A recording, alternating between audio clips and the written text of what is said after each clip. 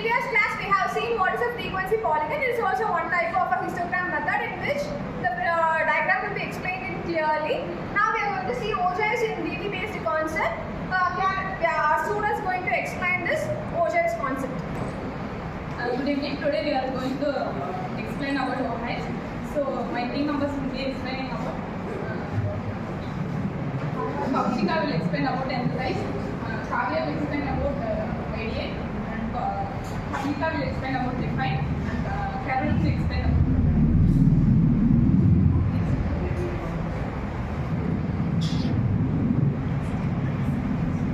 So here are the learning objectives of that. In this video we are going to see what is Ogives and how to construct an Ogive. Next, what are the practical applications of Ogives? Good evening. We'll see about empathize in Ogives and the real world challenge. For example, students who have written the examinations and calculate their percentage. And in that case, we are going to see about below 70% students who have to calculate insights. We will take delicious and time consuming insights. We will make them difficult and time consuming very more. So that those data sets will be converted into visual stories. Visual stories insights will be connecting with the points and will solve the problem. And this is good. Next slide will be explained by Graphical. Let me define Ogive. Ogive is a representing cumulative frequency in a graph. It is about finding a median based on the intersection of points. And it is of two types. It is of less than and greater than Ogives. And next will be continued by.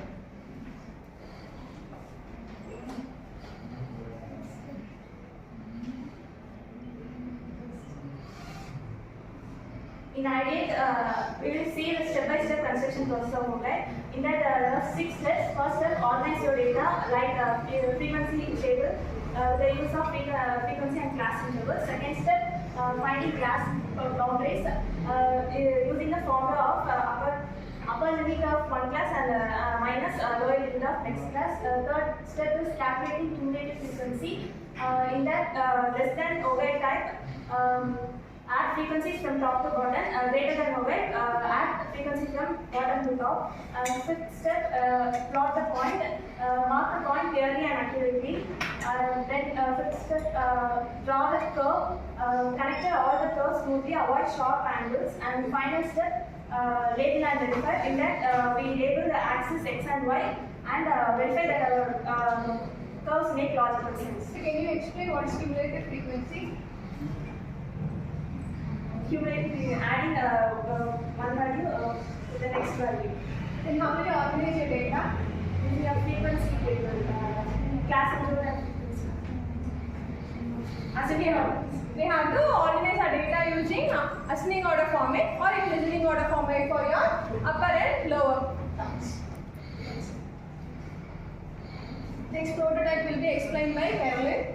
In prototype, we will see how to construct the Ogive. So here are the frequencies which are given. So in this test course of you students from the range 40 to 100 were given.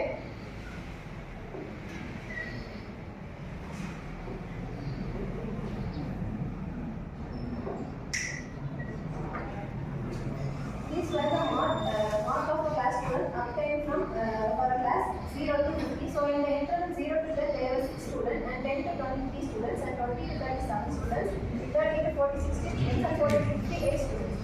So for there are two types of Ogive, less type and more type. For less type we will take like less than 10, less than 20, less than 30 and less than 40. For less range will be 10, 20, 30 and 40 and 50. So for here we will calculate cumulative frequency as normal. First value will be same, next we will add those two value and 9, next with 9 we will add this and we will construct. So first we will plot this value in the graph. For 10 it will be 6.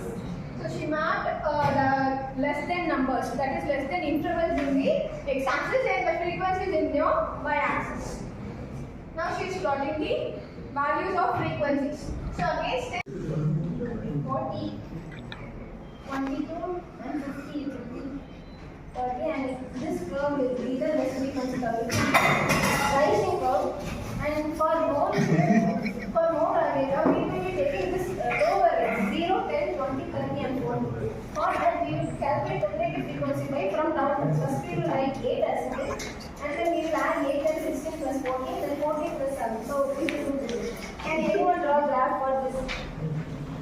N1.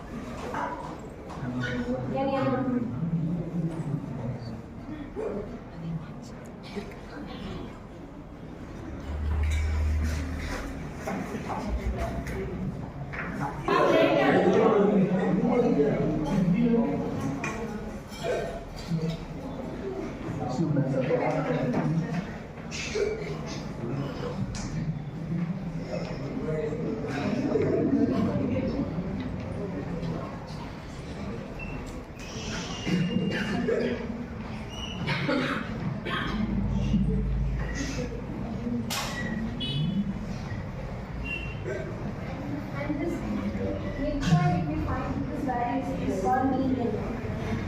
The midpoint value is called the median value.